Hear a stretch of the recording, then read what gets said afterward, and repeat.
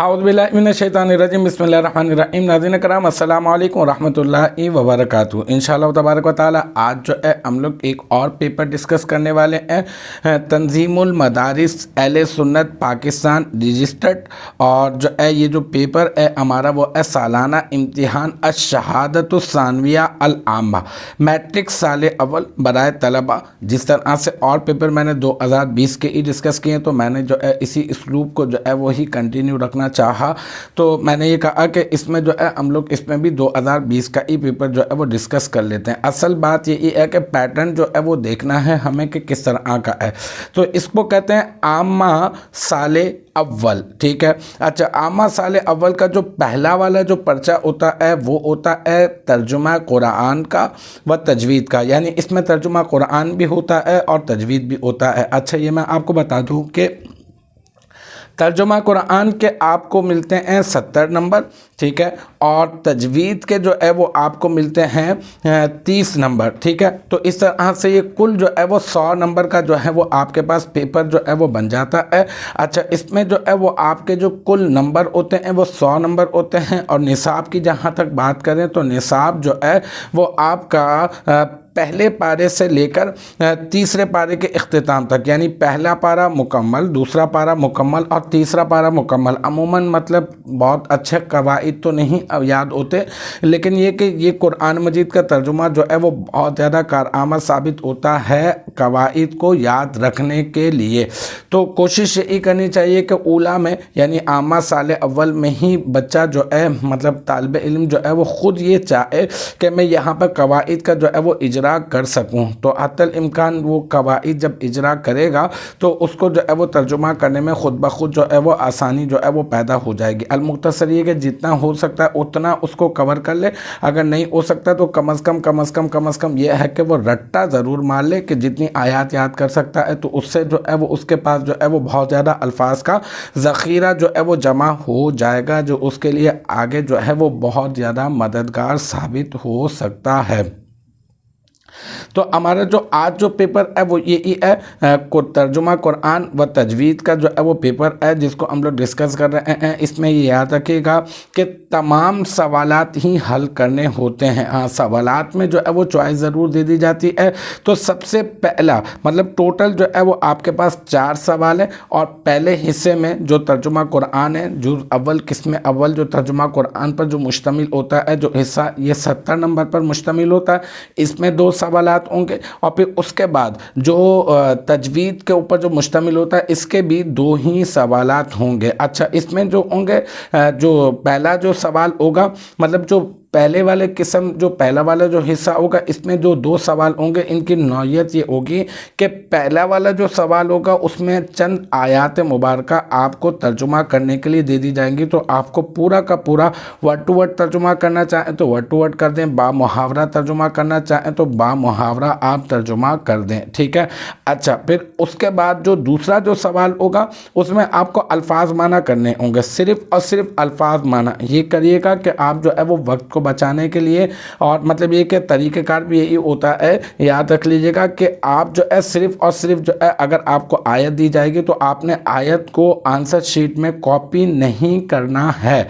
आपने आयत का नंबर डालना है और आयत का नंबर डाल के जो है वो आपने कर देना है। मिसाल के तौर पे 5 आयत दे दी गई हैं, अब आपको दूसरी आयत का तर्जुमा आ रहा है, पहली आयत का नहीं आ रहा, तो आप जो है वो क्या करें, आप लिखें मतलब नंबर 2 और उसका जो तर्जुमा है आप वो लिख दें। फिर आपको चौथी का पहले याद आ रहा है, फिर चौथी का लिख दें। फिर आपको पहली का कुछ याद आ गया है तो मतलब ये कि फिर आप पहला नंबर डाल के अलमुख्तसर ये कि आपने क्या करना है, आपने अल्फाज भी नहीं लिखने हैं, सिर्फ और सिर्फ उसके माना जो है वो लिखते जाना है। इसी तरह से दूसरे हिस्से में भी आपने यही करना होगा कि आप क्या करेंगे, तजवीद के क्वेश्चन जो है वो नहीं लिखेंगे, बस सिर्फ और सिर्फ आंसर जो है वो आपको लिखने होंगे। अच्छा, अब जो है वो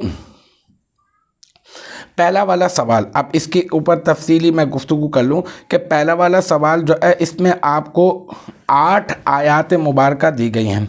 पहला पारा, दूसरा पारा, तीसरा पारा। और अमूमन ये होता है कि पहले पारे से जो है वो ज़रा ज़्यादा आता है, ठीक है।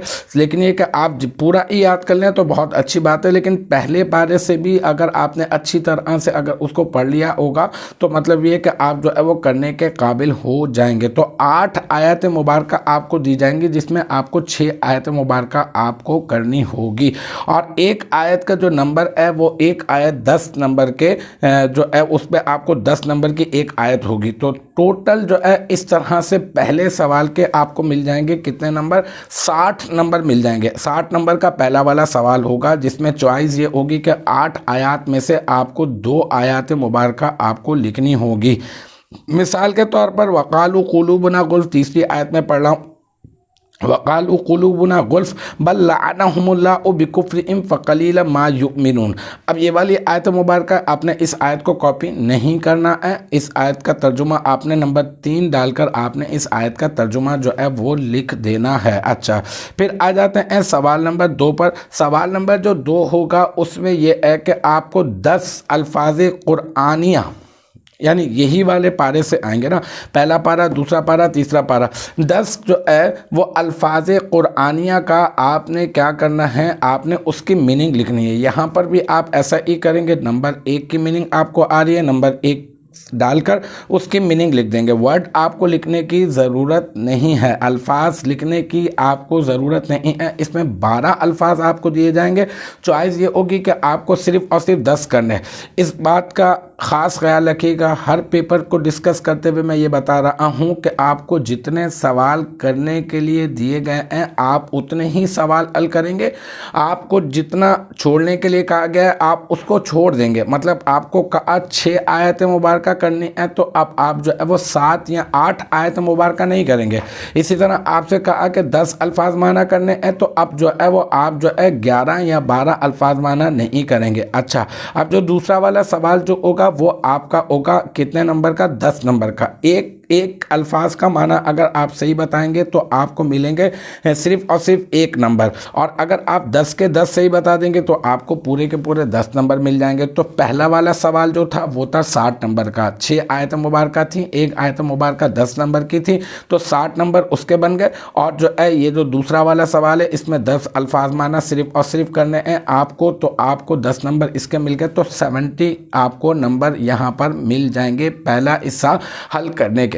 बाकी बचा है दूसरा हिस्सा। अच्छा, बहुत सारे जो हैं वो तलबा ये सोचते हैं कि मतलब ये कि बस इतना है कि बस निकलना ही है, बस जिस किसी भी तरीके से इतने नंबर ले लें कि पास हो जाए। तो ये आप अपने जहन में पेपर सॉल्व करते हुए मत कीजिएगा।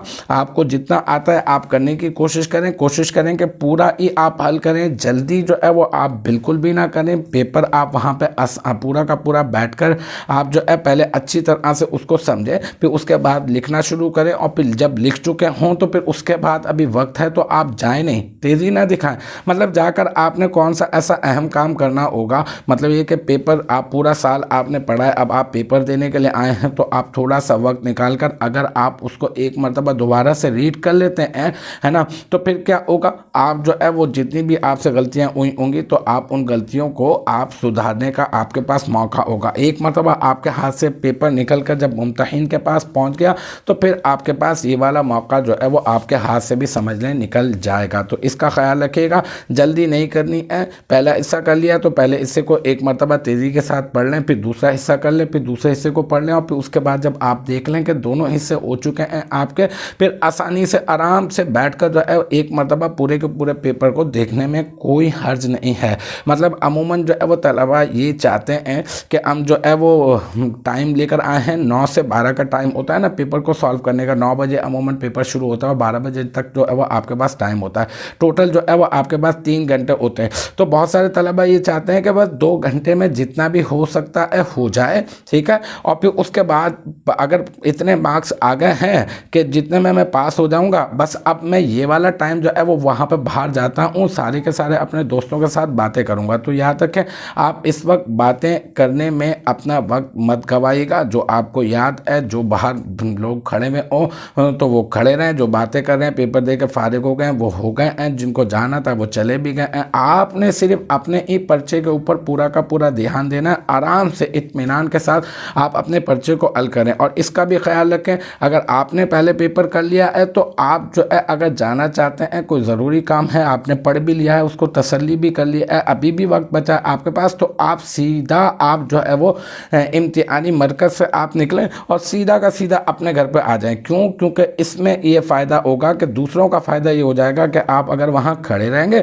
तो क्या होगा कि सारे के सारे 1 से 2, 2 से 3, 3 से 4 और फिर वहाँ पे ग्रुप बनता जाएगा, तो आप वहाँ पे खड़े होकर बातें करेंगे तो दूसरों का भी दिल ललचाएगा कि हम क्या करें, जल्दी से पेपर जो है वो एग्जामिनर के जो है ना वो उनके हाथ में थमाएं और जो है हम भी जो है वो बाहर जाके गप्पे लड़ाना शुरू कर दें। तो ऐसा मत कीजिएगा, बहुत कीमती वक्त है आपका, आप अपने वक्त का बहुत ज़्यादा ख्याल रखिएगा। अब हम लोग करने लगे हिस्सा दोम, तजवीज़ जो है उसको हम लोग डिस्कस करने लगे हैं, जो हिस्सा दोम तजवीज़। अच्छा, तजवीज़ में आप जो है वो कवाइद हैं, कुछ इस्तिलाहात हैं मोटी मोटी, वो आप जो है वो लाजमी याद कर लीजिएगा। नून साकिन के और तनवीन के ये कवाइद आप याद कर लीजिएगा, इदगाम के, आप गुन्ना के ये कवाइद आप याद कर लीजिएगा, ठीक है। अरकात किसे कहते हैं ये, और मोस्ट इम्पॉर्टेंट ये है कि आप मखारिज ज़रूर याद करके जाइएगा कि बा का मखरज क्या है, मीम का मखरज क्या है। फिर उसके बाद चंद ऐसी चीज़ें जैसे कि सिफ़ात आरिज़ा और सिफ़ात क्या होती हैं, सिफ़ात लाजिमा,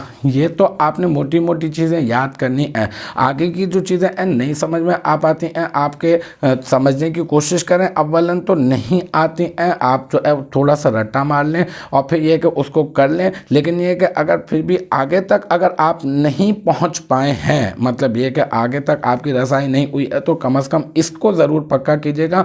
आपको जो है वो कवाइद जो है, किसी भी कायदे के मदनी कायदा होता है ख़ास तौर पर, उसके आखिर में बहुत सारे कवाइद के वो होते हैं, तो वो सारे के सारे एक एक लाइन के हैं, तो आप कम से कम उसको याद कर लें, ठीक है। मखारिज लिखे हुए होते हैं, इब्तिदा में पूरा का पूरा नक्शा बना हुआ होता है, आप उसको देख लें। दांतों की अक़साम ये मोस्ट इंपॉर्टेंट है, आप जितने भी साल के पेपर्स देख लें तो आपको यही वाली चीज़ें जो है वो नज़र आएंगी। एक आध अगर मुश्किल सवाल आ गया हो तो आ गया हो, वरना जो मैं आपको बता रहा हूँ तकरीबन जो है वो इतना ही आता है, तो आप इसका ख्याल रखिएगा। मैं इतना खोल कर इस वजह से वाज़ह करके बता रहा हूँ क्योंकि बहुत सारे बच्चे इस कदर परेशान होते हैं, कहते हैं कि जनाब हम तो नहीं कर सकते इसको, तो वो अपना पेपर उठाते हैं, फिर तैयारी करने में भी कहते हैं कि यार हमारे साथ नहीं, हम नहीं कर सकते इसको। हिम्मत करें, जितना हो सकता है आप कर लें, ठीक है। अच्छा, अब आपको जो है वो हिस्सा दोम जो तजवीद पर मुश्तमिल होगा, इसमें आपको 2 सवाल दिए जाएंगे। एक सवाल जो है वो 15 नंबर का होगा, ठीक है।